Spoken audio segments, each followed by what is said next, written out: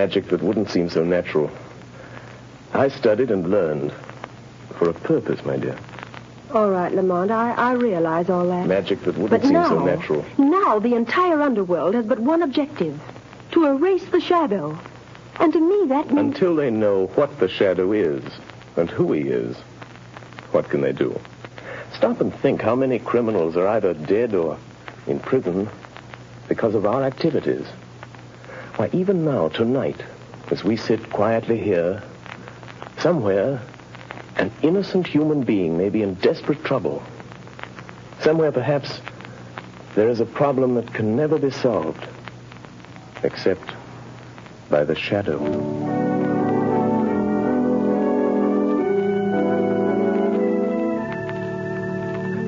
What did the doctor say, Grace? It was good news and bad, too, I'm afraid, dear. Well, whatever it was, dear, tell me.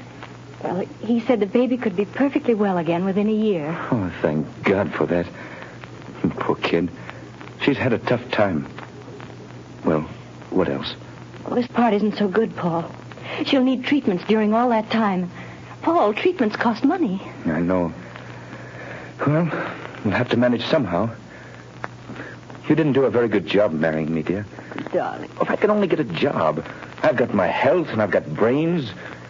But no one seems to want them. Oh, they will, dear. They've got to. You're right about that. We're just about down to rock bottom. I've raised every cent I can on the house and car. There isn't anything left. You and I are still left, Paul. And we've got to take care of Sally. She's our daughter, Paul, and she's got to have her chance. And she's going to have it. Somehow. Tomorrow I'll start out and take anything I can get. Darling, perhaps tomorrow things will break for us. Yes. If only they don't break the wrong way. No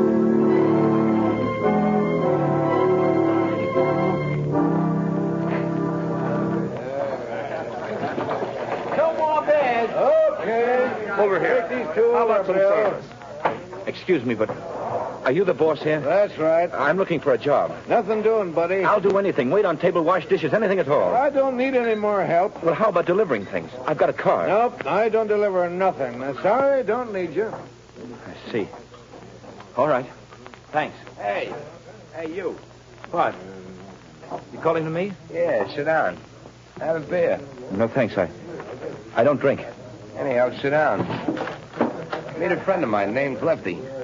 My name's Red. Look at my hair and you'll know why. Well, I'm glad to meet you both. Gordon's my name. Paul Gordon. Well, do you want to talk to me about something? We might be able to help you out. Sounds like you're looking for a job. You bet I am. I need one. You know anybody that could use me? Maybe. We don't know you yet. So far as that goes, I don't know you either. See, Red, the guy's smart. Yeah, maybe too smart. Now, look here, Mr. Gordon. We need a car, and we need somebody to drive it for us. You understand? Well, I've got a car and I can drive. Is it a good car? Has it got speed? I'll guarantee you up to 80. That's not bad. It's not bad. Now, listen, kid. How about meeting us tomorrow morning at 9 o'clock? All right. Where?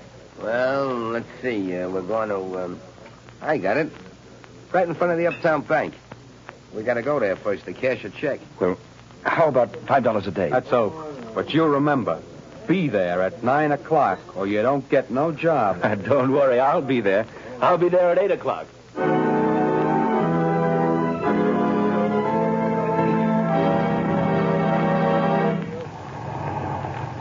Hey, buddy, you can't keep this car in front of the bank all day. I just see that sign, no parking. I'm not parking, officer. I'm waiting for a couple of men. I'm working for them. Oh. Hey, what's that? It sounds like shots in the bank. Hey, stop there, you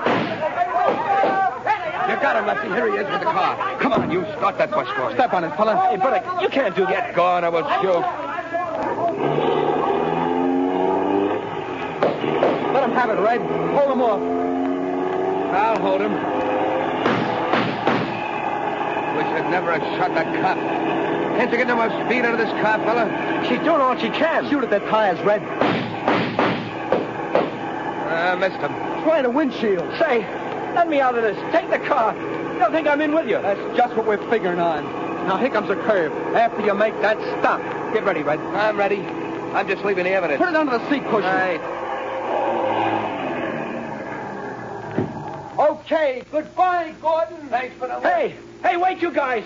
Don't leave me like this. They'll think I did it. Hey, come on back, will you? Look out! Up with their hands. Come on, get them up. All right, officer. I haven't got a gun. I wasn't in this. They made me drive the car. Yeah, keep your hands up just the same. Go through the car, Charlie. Okay, Sarge. Now, fella, you might as well come clean on this. I haven't done anything. I tell you, I'm innocent. Hey, Sarge, I got it. Under the rear seat cushion. A bag full of bills and a gun. That's the gun that bumped off my buddy Louis. And you say you're innocent. Yes, I am. Well, it'll take more than saying so to keep you out of the electric chair.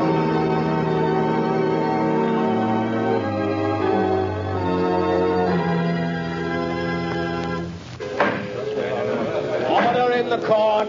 Order in the court. Paul Gordon, the jury have found you guilty of robbery under arms and statutory murder. You have been shown to have had both motive and opportunity.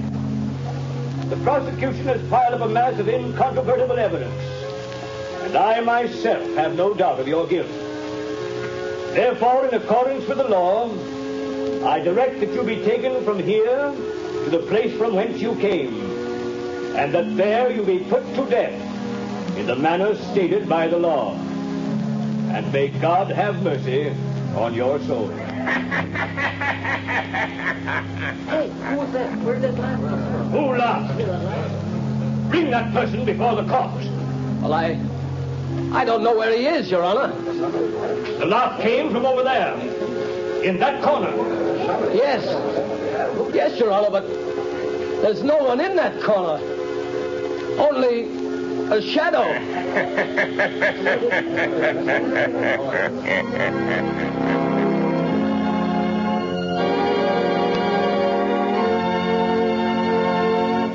Go to sleep, dear. Mother'll be right here in the next room. Oh, God. Please help me. Help me. I don't know what to do. Yes?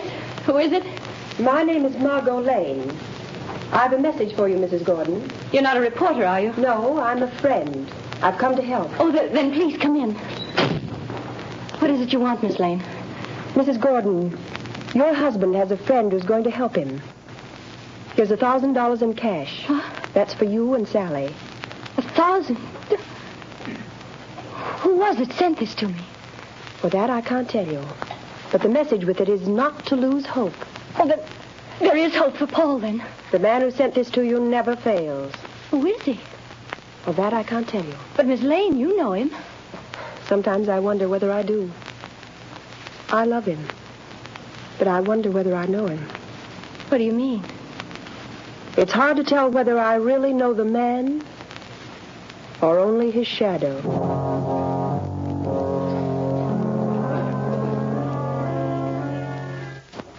Well, Lefty, tonight the fall guy goes to the chair. That's what he gets for being a sucker. Yeah, there's not a clue that even points our way. Not even a print. We had gloves on all the time.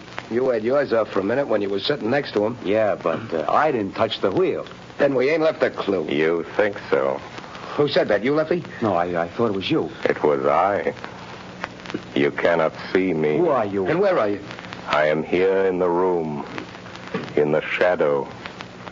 You have pinned your crime on an innocent man. He shall not suffer, but you will. I don't know who you are, where you are, but you're bluffing anyway. You got no evidence. We didn't leave a clue. You did leave a clue. A clue that will send you to the chair. Where was it? Where was it? You're lying. Wouldn't you like to believe that? Keep thinking about it. Keep thinking about the clue that you forgot.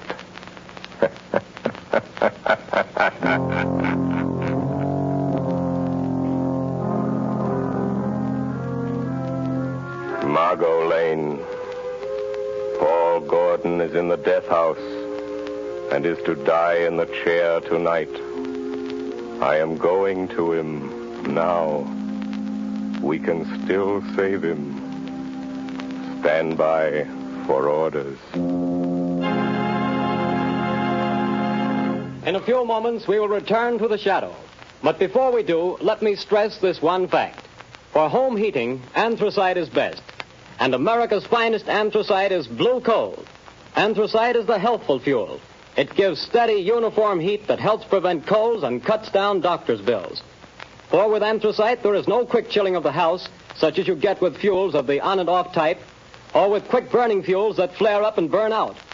Bear in mind that heating plants in this part of the country were especially designed to burn anthracite. So before that cold snap catches you unaware, call your local blue coal dealer. You'll find his name listed in the Where to Buy It section of your classified directory under the words Blue Coal. Call him tomorrow and order a supply of America's finest anthracite.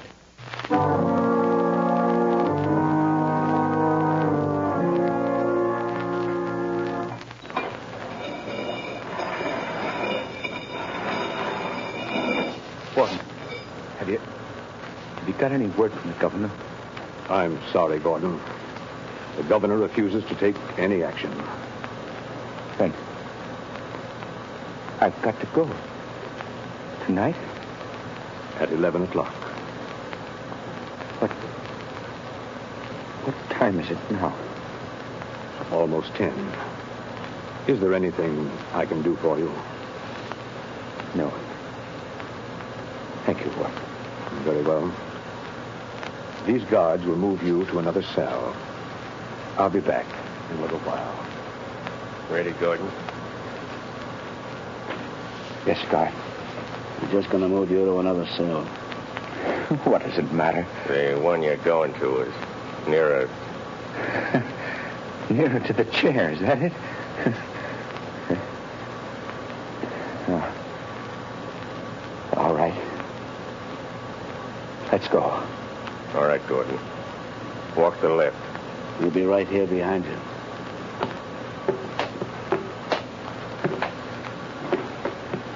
Unlock the door into this preparation chamber, Pete. Okay, just a second.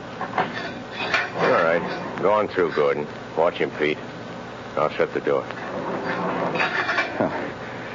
What's the use of all this trouble? What chance have I got now? I'm afraid you haven't got much, fella. Oh, I wouldn't say that. What do you mean? Holy smokes. Look behind you. Where? There. Oh, too bad. I hated to do that, but there wasn't any other way, and he'll only be out for a while. Now, Gordon, listen to me. Hey, where are you? I can't see you anymore. Where have you gone? Back into the shadow. Now, Gordon, we haven't much time. Listen to me. No crime is perfect. There's always somewhere a loose end. The only reason that all crimes aren't solved is because there's some one fact that someone knows and doesn't tell. And sometimes they don't tell because they don't know that they know. I told everything I know in court. They wouldn't believe me then. Because you couldn't prove what you said. We are going after the proof now. You and I. How? I'm going to think with your mind. I don't know what you mean. Don't try to understand. Just do as I tell you. I want you to concentrate, Gordon.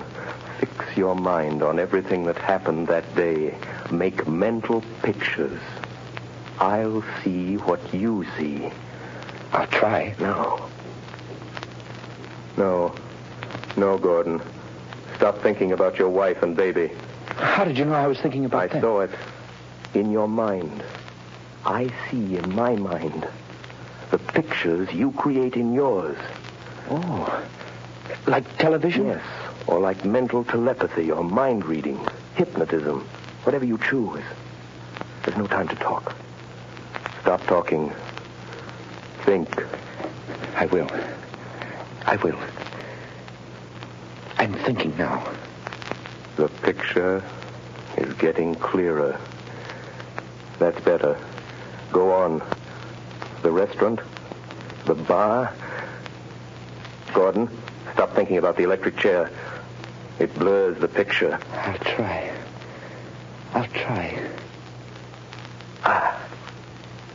That's better. The car in front of the bank. Yes, I see it. The policemen. The crowd. Yes. Wait a minute. The small man with red hair. He was the one you called Red. Yes. Yes, I see him. Crooked nose, short, glasses. I know that man. He's Red Sloan. It's hard to see. I know. Think for your life. Try hard. Yes, you started the car. The other, Lefty, was in front with you. Lefty. See him for me, Gordon. Ah, yes.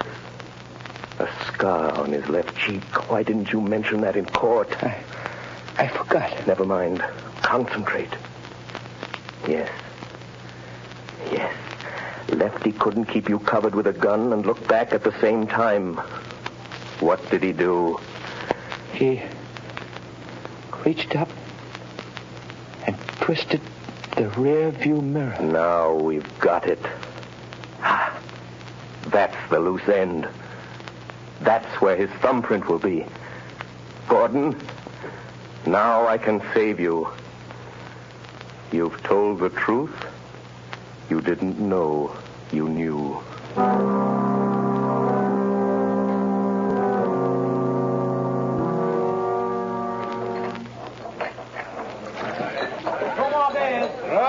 Another one over here. Red, you're a fool for coming in here again. This is the place we picked up that kid that's burning tonight. What you want to come in here for? This is as good a place as any, ain't it?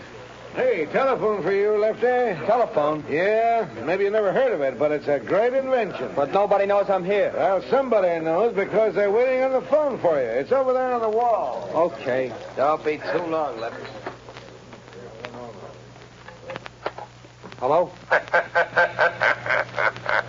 Say, what are you laughing at? Who is this? Lefty, did you ever hear of the shadow? Yeah. Say, what is this? Too bad about young Gordon, isn't it, Lefty?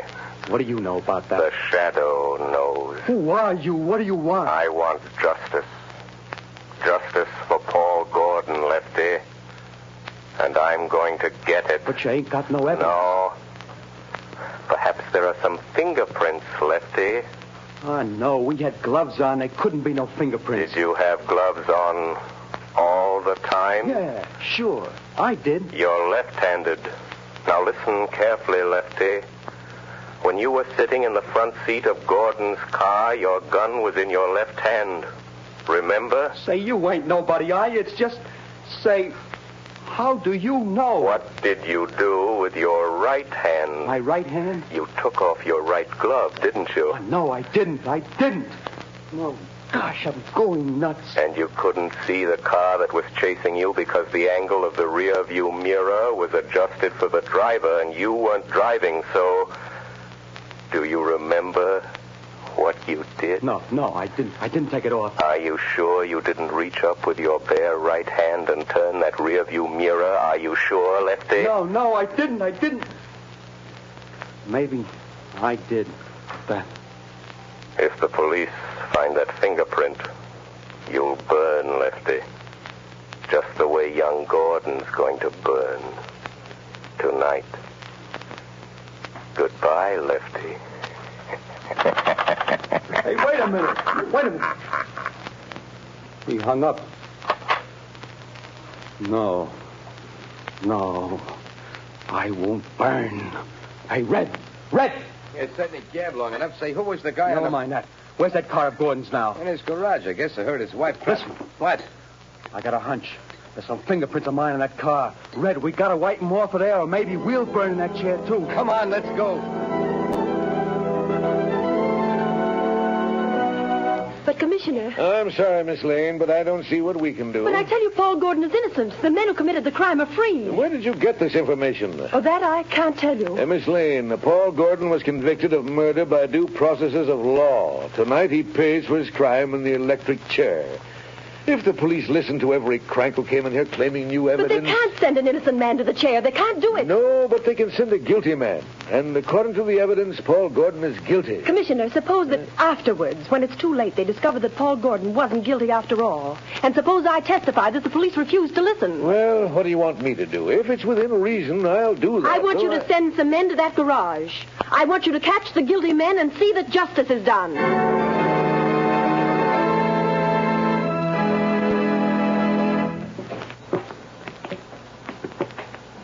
Gordon, I'm frightened. Brace up, Gordon. It won't be long. Keep your chin up, buddy. It's my turn next. So long, fella. Good luck. Goodbye, kid. Where is he? He promised to save me. Who, son? I don't know. It was a voice. Just a voice. He said he'd stand by. Now, steady, old man. Don't lose your nerve, Gordon. Open it up, men. No, I won't go in there. I didn't do it. I didn't kill him. I didn't, I tell you. He said he'd stand by. Warden, wait. Only a few minutes more. Just a few minutes. Don't take me in there yet. No, wait, please, please. He said, please wait. Easy, Gordon.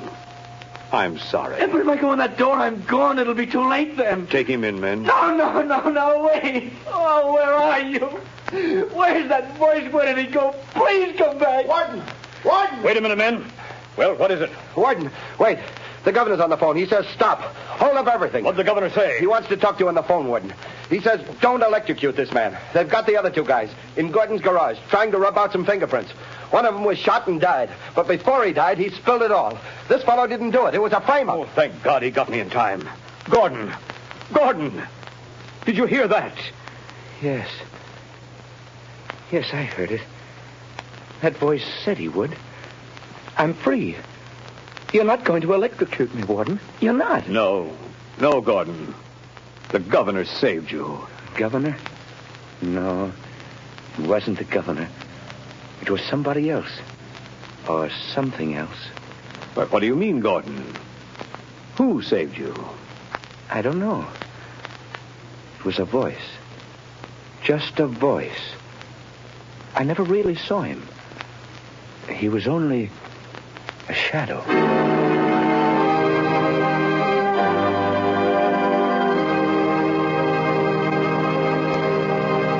Before another adventure with the Shadow draws to a close, John Barclay, Blue Coal's heating expert, would like to say a few words. Mr. Barclay. Good evening, friends. If you're interested in having a more comfortable home this winter, be sure to call your local Blue Coal dealer. For he's more than a fuel dealer. He's an authority on modern home heating. You see, for more than 6 years, I've trained servicemen for these Blue Coal dealers. These men, known as John Barclay servicemen, have added thousands of families like yours to enjoy a greater degree of comfort and to save heating dollars, too. I'm going to read part of a letter typical of many received from satisfied customers using Blue Coal and John Barclay service. I quote in part. The service rendered by your John Barclay servicemen has been invaluable to me. We were burning a ton of coal a week and having great difficulty in keeping our fire going throughout the night. Your serviceman made me many helpful suggestions regarding the proper way to regulate the furnace and recommended the use of Blue Coal. We not only reduced the amount of fuel consumed to 1/2, but actually got more heat. Think of that, friends. In this case, a family cut their fuel bill in half simply by following the advice of a John Barclay serviceman, whose services were given without charge. Now, you don't have to buy Blue Coal to benefit from John Barclay service. No matter what kind of fuel you're using or from whom you've been buying, if you have any heating problems, consult the Blue Coal dealer. He'll be very glad to place his John Barclay serviceman at your disposal to solve your problems. I thank you.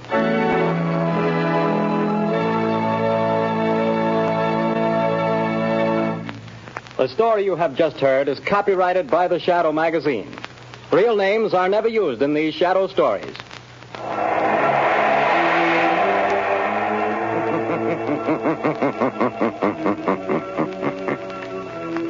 The weed of crime bears bitter fruit. Crime does not Okay. The shadow knows.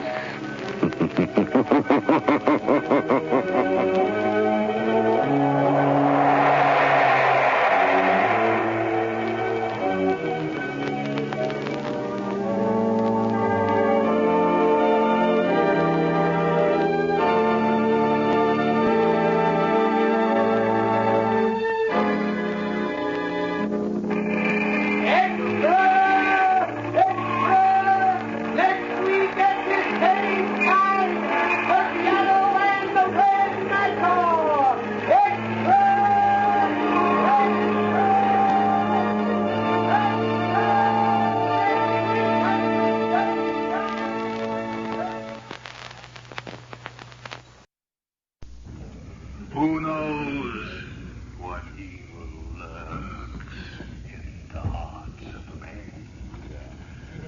The shadow knows.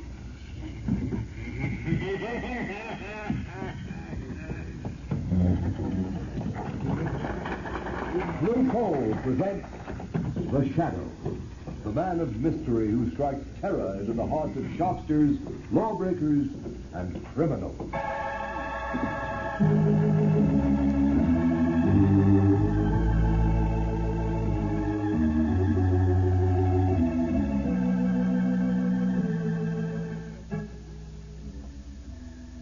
Friends, if you haven't yet tried Blue Coal, by all means order your first ton tomorrow. You'll like this excellent Pennsylvania hard coal. It's America's finest anthracite and can be depended upon to keep your home comfortable and healthfully warm all winter long. But be sure you get this finest anthracite. Ask for it by name. Ask for Blue Coal, the coal that is colored a harmless blue at the mines for your protection. The Shadow is in reality Lamont Cranston, wealthy young man about town. Years ago, in the Orient, Cranston learned a strange and mysterious secret. The hypnotic power to cloud men's minds so they cannot see him. Cranston's friend and companion, the lovely Margot Lane, is the only person who knows to whom the voice of the invisible shadow belongs. Tonight's episode, Murder by the Dead.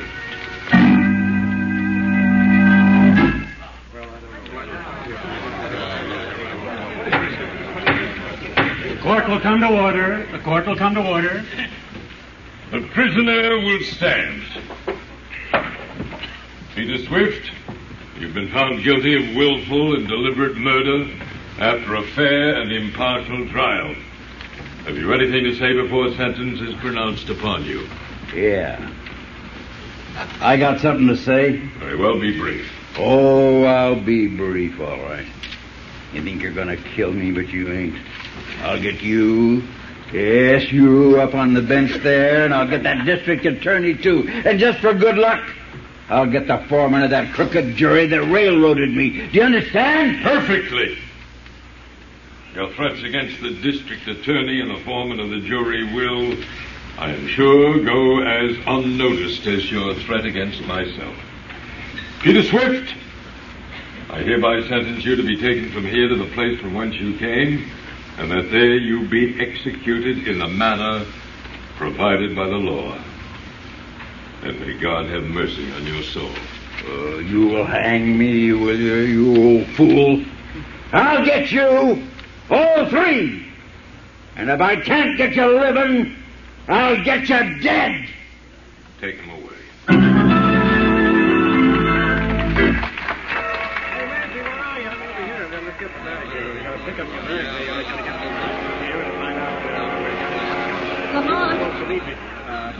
Cranston, it's good to have you back in America again. Oh, Margot, I cabled you that I was coming at once, just as soon as I got that frantic message from you. What's it all about? Lamont, the district attorney Stowe was murdered last week. Yes, I know. I saw it in the papers. I cabled you because I was afraid. Afraid? You? What's the matter? Spooks? Well, I'm trying to believe it isn't. Oh, darling, you're talking nonsense. I only hope I am. Lamont, It was District Attorney Stowe who prosecuted that murder of Peter Swift 6 months ago. Yes, I remember. The chap who threatened to come back and get Stowe and Judge Clive and the foreman of the jury. You haven't forgotten who the foreman of the jury was, have you? Oh, by George. It was your father, wasn't it, Margot? Your father is the third on the list to die. Yes, now do you understand? Oh, but my dearest girl, you surely don't intend to suggest it. But I mean, Peter Swift was hanged. All I know is that 3 men were threatened, and one of them is dead. A coincidence, of course. Well, perhaps. But I know you'll think I'm a fool, Lamont, but and I don't know how, but perhaps Peter Swift has come back. Peter Swift was executed. Hanging is usually effective. But there is something in what you say. I wonder now. So we're asked to believe that Peter Swift has come back from the land of shades to kill 3 men. 3 were threatened. 1 is dead, murdered. The killer must be then a ghost, a shade. Well, my dear, I suppose there's only one thing that can be opposed to a shade. And that is? A shadow. My dear Margot, a shadow.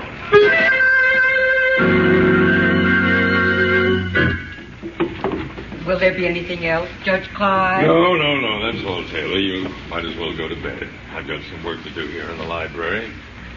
They keep me up for quite a while. Yes, sir. Good night, sir. Poor Stowe. I wish I could forget him. What's that? What's that? Who opened that window? You! Oh, yes. You see me, Judge? Peter Swift? But this is impossible. Oh, the dead has come back to keep my promise. You're mad. Or I am. Ghosts ain't never mad, Your Honor. Ghosts? But that can't be. Don't say well. Oh, you would you?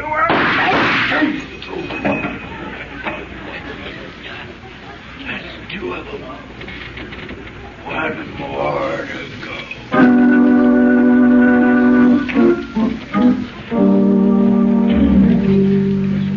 Cardona, you got that Clive housekeeper outside? Yes, Commissioner. Well, shoot her in. I'll get to the bottom of Judge Clive's murder if it's the last thing I ever do. Come in, Taylor. Commissioner Wilson wants to talk to you. Oh, yes, sir. Mrs. Taylor? Yes, sir. I want to check your story. You told Sergeant Riley you left Judge Clive in his library about 11 o'clock? Yes, that's right, sir. Then what did you do? I locked the front door, and then I started to go up to bed. Go on. As I was passing the library door, I heard voices inside, so I listened. You see, I had let no one in, as I was surprised. Don't apologize. What did you hear? I heard a hushed voice, and then there were 2 shots, and the bell jangled. Now, you tried the door. It was locked. So you ran around outside the house to the window, which you found open, right? That's right, sir. What kind of a voice was it you heard? Well, it was a kind of a hoarse, whispering voice. I couldn't make out what it said. I see. All right, Mrs. Taylor, that'll be all for the present. Yes, sir. Commissioner Weston. Yeah. You think the shadow murdered Judge Clive? I don't know. Commissioner Weston speaking.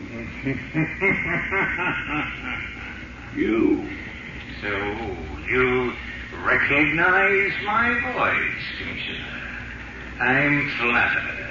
I wish I could get my hands on you. Get your hands on a shadow. Come, Commissioner. What do you want? As usual, just to be helpful. I can do without your help. I wonder.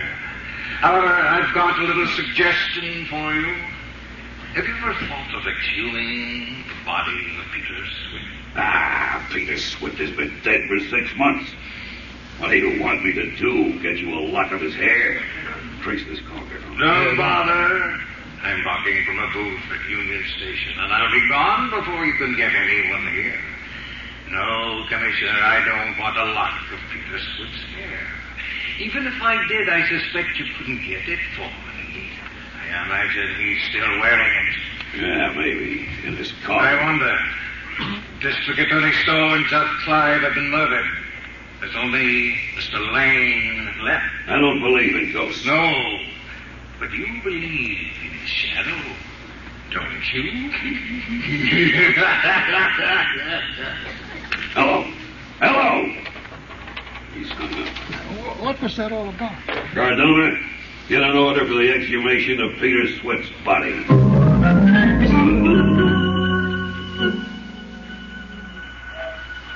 Margot Lane, stand by for orders. The police are on the right track, but they may be too late. Go to the warden of State's prison. Pose as a newspaper reporter. Find out what disposition was made of Peter Swift's body following his execution. Hurry. Every second counts.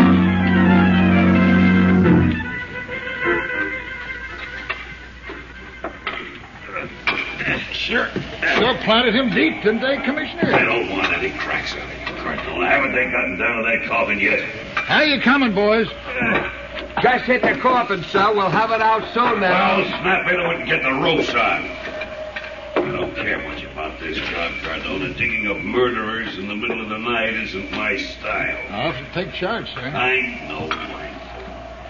But this is more or less of a personal matter between myself and that fiend who calls himself the Shadow. Get on those ropes. All right, boys. Pull those ropes. All right, hold that rope short. We don't want it slipping back on us. Now pull. Here she comes, sir.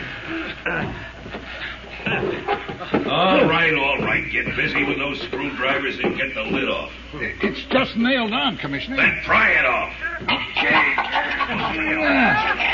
That does it. She's open, Commissioner. Well, let me look. Now we'll know. What's this? Looks to me like bricks. The coffin's filled with bricks. But where's the body? Where's Peter Swift? Ask the Shadow. Shadow, no.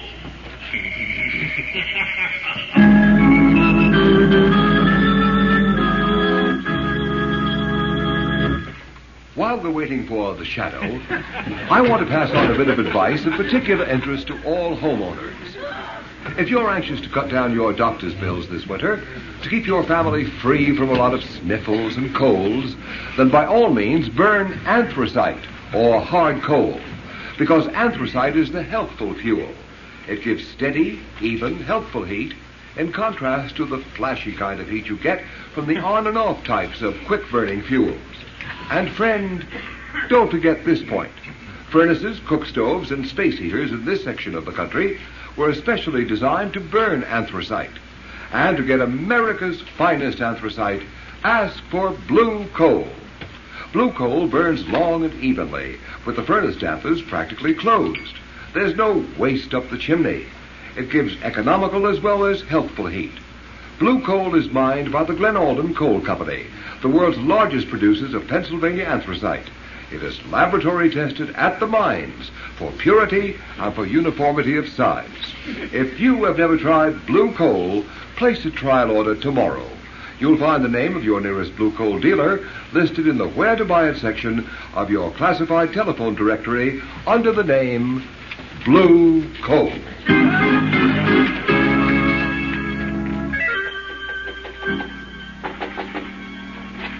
Oh, Lamont.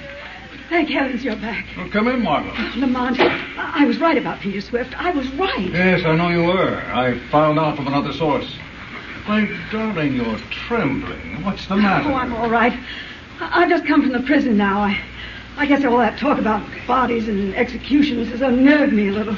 Well, I'm terribly sorry I had to ask you to do it, but time is so short, and I had to be somewhere else. Oh, I understand. No, calm down, and tell me just what happened from the beginning. Well, I went to see the warden, said I was a newspaper reporter, as you told me to, and asked him what happened to the bodies of executed men. Yes? Well, he told me if the relatives don't claim the body, it's turned over to the State Medical College. So I asked him about Peter Swift. Go on. The warden said that according to the record, Peter Swift's family called for his remains. However, he said as long as I was interested, he'd send for the guard at the south gate. He'd know all about it. Pretty soon, the guard came up from the warden's office. Come in. You want to see me, Warden? Come in, Sloan. This is Miss Lane. She's a newspaper reporter. Oh, pleased to meet you, miss. She wants to ask you about the removal of bodies. Oh, I can tell you about every stick that's left here in the past 15 years. Well, you see, I just wanted to... The first one I ever saw was Grimes. He was strung up for murdering his mother with an axe. Well, ma'am, when they come for him, they... Just a minute, Sloan. There's one in particular Miss Lane is interested in. Swift. Oh, Peter Swift, huh? That's right. Remember him? Oh, certainly. His family was supposed to come for him, but they didn't come after all. No? No. A croaker named Cragg came for the body in an old truck. A croaker? He means a doctor, Miss Lane. Oh. That's the rather unflattering prison term for a medico. Oh. Yeah. I reckon this croaker Cragg had bought the body. Anyways, he took it away quick. He was in a great hurry, too. The stiff wasn't even cold yet. Do you know where this Dr. Cragg came from? Sure, from the city. I got his address on the register down at the gate. You want it? Oh, yes, please. Thank you very much, Sloan. A doctor named Cragg, Margot? Do you have his address? Yes, here it is. Oh, thank you. Now, listen, Margot, I've got to go out now. Lamont, I'm going with you. No, you're not. You're going home to be sure that your father doesn't leave the house until this thing is cleared up.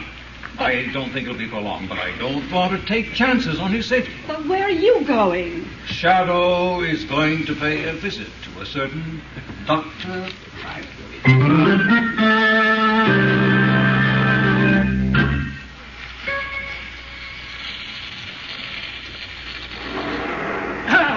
The solvent! At last, I've got it! Dr. Cragg? Huh? Who was that? Who spoke? Does it matter? I'm right here, at your elbow. You lie. I'm the only person in the room. No, you're not, Doctor. But I wouldn't turn around to find out if I were you. Where are you? Where's that voice coming from? I could swear there's no one else here. Then you must be having hallucinations, mustn't you, Doctor? I'm sane. Sane. I'm sure you are, but you can't see me, that's all. What do you want? Just a favor, at a price. A good price. How much? $20,000. Yes, a good price. Well, I've got a friend booked to hang on the 23rd of this month. What's that got to do with me? You might have. 20 grand. Who's your friend? His name is Louis. Three-fingered Louis. Well, what am I supposed to do about it? Perhaps you could keep him alive. So, why come to me? Drop that gun, Doctor. I've got you covered. You dirty... You can't shoot the shadow. Shadow? You don't mean... Yes, I mean the shadow, Doctor. The shadow just wants a little information. You won't get it. Little information as to how you resuscitated Peter Swift. Brought him back from the dead, if you prefer the term. I won't tell you. And restored his broken neck. I did it. I've proved I can do it. But it's my secret. I don't care if you are a shadow or the shadow. You can't have my secret. No one can have it. It's mine. You have to trade your secret for mine. My secret of blinding eyes to the obvious. I can teach it to you in a few minutes. The shadow secret of invisibility. Well, I'm not interested in your secret, some psychological touch. What's the power of making oneself invisible compared to the secret of making the dead live? Perhaps you're right. Perhaps there is no comparison. But where'd you learn that secret, Cragg? Tibet or an African jungle? I won't tell you. It's mine. For how long will it be yours? For as long as I want it to be. Forever and for all eternity. Because only I know the secret, and I shall never reveal it. No. They called me a madman. They threatened to put me in an institution. You are mad, Cragg. No. I am a genius. Well, you benefited by an exceedingly rare coincidence. No. A coincidence might happen one time in a billion, one time in a trillion. It is no coincidence, I tell you. It was my genius. And I shall hold my secret. I shall continue to make the dead live. You're making Peter Swift live has caused 2 other men to die. To die at the hands of Peter Swift. And what interest is that to me? I am not interested in that. Not interested in the fact that the third man may die tonight. A man named Ross Lane. What do I care about Ross Lane alive or dead? It is nothing to me. Will you bring Ross Lane back to life? Oh, I could. I can bring anyone back from the dead. I tell you, I have found the secret of life over death. I can prove it again and again. I can prove it on myself. I can die and bring myself back to life. You are mad, Drag. Oh, am I mad? Drag. Yeah, I'm only putting my gun on the table. Very well, then. I'm not afraid of you, even though I can't see you. You see? Yes, Drag. And I will prove to you what I just said. I am not mad. I am a genius. I have found the secret. What was that? Why did you put that fountain pen in your mouth? Oh, so that's it. Potassium cyanide in that pen, huh? And you think you'll bring yourself back to life, huh? Oh, Craig, you were a fool. You were a madman. So now, just a shadow against the ghost. Ghost of Peter Swift. But never the ghost of Dr. Craig.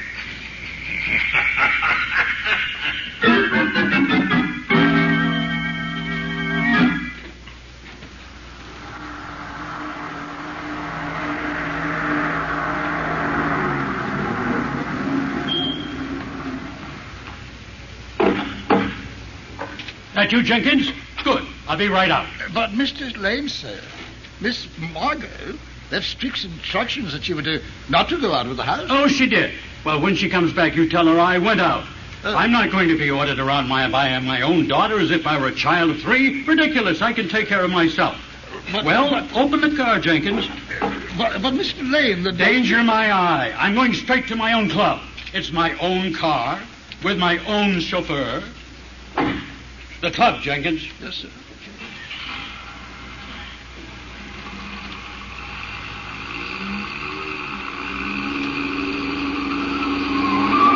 Jenkins, be careful.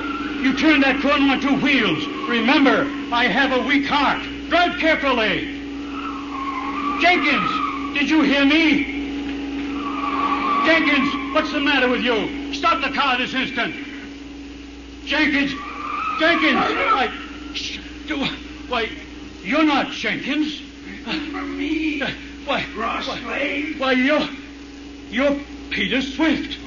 Ghost? I don't care who you are. Stop this car. Let me out. Let me out.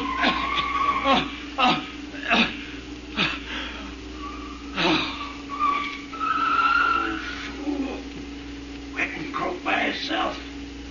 Scared to death. Well, save me the trouble. I wouldn't be too sure of that, Peter Swift. What's that? Ross Lane is unharmed. He's only thinking. He has a weak heart. Who's that? Where are you? Don't tell me you didn't know you had a shadow. There's a passenger, too, Peter. The shadow? Yes, the shadow. What are you going to do? I think you'd better stop the car, Peter, and then I'll see that the proper authorities get you again. And this time there will be no Dr. Kraft. Yeah. Well, this time they don't get me. No?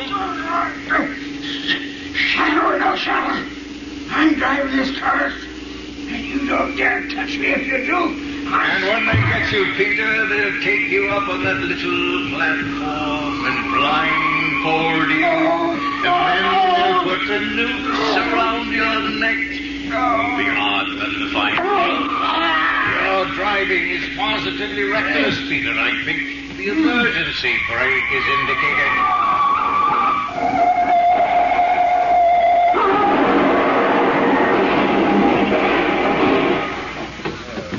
you see that crash?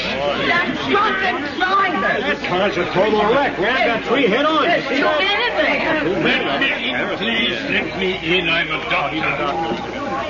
How about it, Doc? The old man in the back is all right. He's just fainted. Shock, probably. And the other? Well, I'm afraid that shortly he is done for. Broken neck. No, this is funny. What's that, Doc?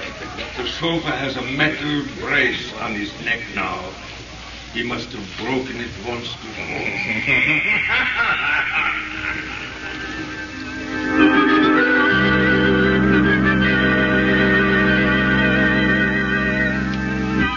Well, there he is. Peter Swift.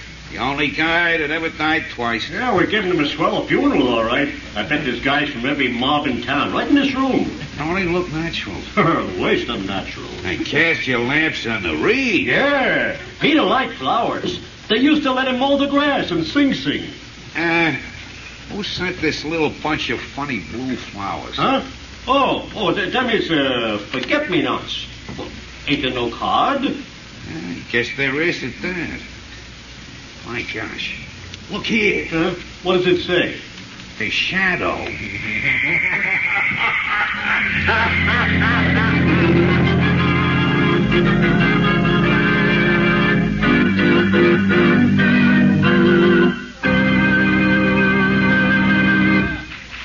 Ladies and gentlemen, before today's thrilling episode in the life of the Shadow comes to a close, we have an announcement that I'm sure will be of interest to everybody. Beginning today, Mr. John Barclay, our blue coal heating expert, will give a series of practical talks on the subject of automatic heating. Ladies and gentlemen, Mr. Barclay. Good evening, friends. Today, more than ever before, we realize the need for absolutely uniform heat in order to enjoy really healthful living conditions. However, many people are under the impression that it is necessary to spend huge sums of money and install elaborate equipment in order to have this uniform heat. In other years, that was true. But today, you can have uniform heat 24 hours a day for as little as $18.95. That's the price of a blue coal automatic heat regulator. Is this a simple device which can be installed on any kind of heating equipment? Oh, yes. It works equally well. Hot air, hot water, steam or vapor heating plants, even on space heaters, which you probably know of as parlor stoves. Not only is the blue coal heat regulator so inexpensive that anyone can afford one, but its operation is simplicity itself. It consists of a thermostat located right upstairs where it's always handy, or you can have it in your living room, your dining room, your kitchen, anywhere at all. This thermostat is then installed to connected to a silent motor located in the basement near the furnace. Is it easy to install? Why, yes. Yes, the installation of the blue coal heat regulator is such a simple matter that it requires but an hour or two. In fact, you don't even have to let the fire in your furnace go out. And the charge for installation is very low, averaging around $5. Why not drop in to see your nearest blue coal dealer and let him tell you more about this remarkable new heat regulator? You'll find he's the outstanding heating authority in your community. And take advantage of his John Barclay trained serviceman, who is qualified to give you expert counsel on any heating problem at no charge whatever. I thank you.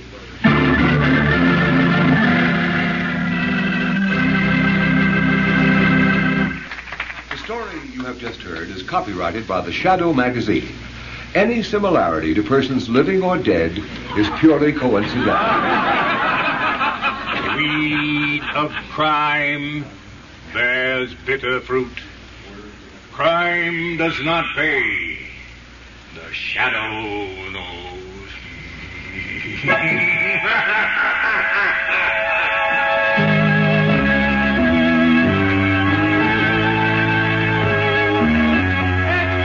To hear all about the Shadow. Next week, same station, same time, the Shadow returns. His latest adventure, same time, same station. Extra, extra, don't miss it, extra.